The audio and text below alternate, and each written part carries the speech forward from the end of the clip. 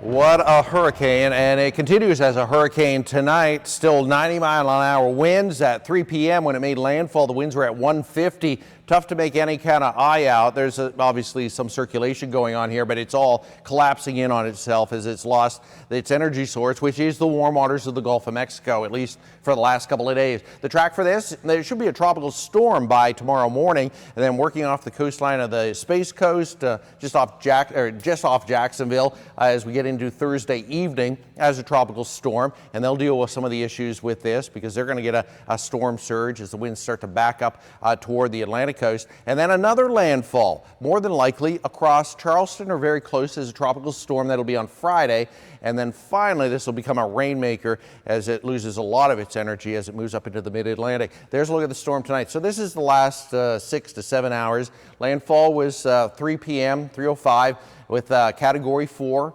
150-mile-an-hour winds. Costa, which is around Sanibel, and the area obviously around Fort Myers and Port Charlotte, and this one working its way towards Sebring. What's left of it, there's still some hurricane force winds that are possible in just what is, I mean, that's part of what was the original eye wall as it made landfall, and this is having an impact with bringing in some strong winds down to the surface, and we've had wind reports around Okeechobee. This is at the Okeechobee Airport recently, about an hour and a half ago, about 74 miles an hour. So that's a hurricane force gust. And you can see some of these winds. Now, this is the Doppler radar. So this is aloft in the atmosphere, but some of these winds are getting down to the surface.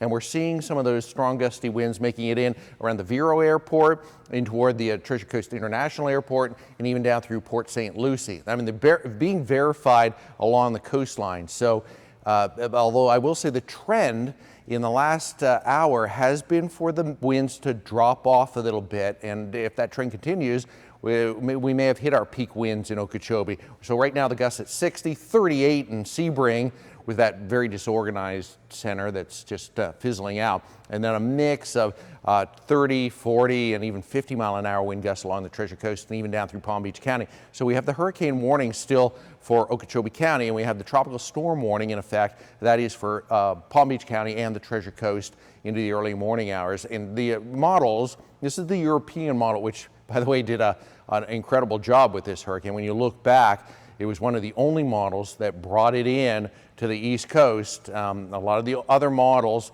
were bringing it into the Panhandle on Saturday, and this model, other than a run or two, really held true and brought it in around Fort Myers and the Tampa area through consistently for the last few days. So the wind speeds begin to drop into tomorrow, but they'll still be gusty overnight along the coastline and back around Okeechobee.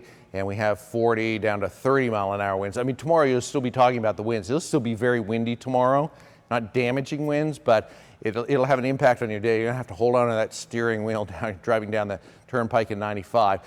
The hurricane warning is in effect for Okeechobee County, and the tropical storm warning has been discontinued, by the way, for Broward and Miami-Dade at this point, but continues for our viewing area. So those strong winds, tropical storm force winds, begin to pull away later tomorrow, and we start to see a big improvement here and sunshine as we get closer to the weekend. Looking pretty nice.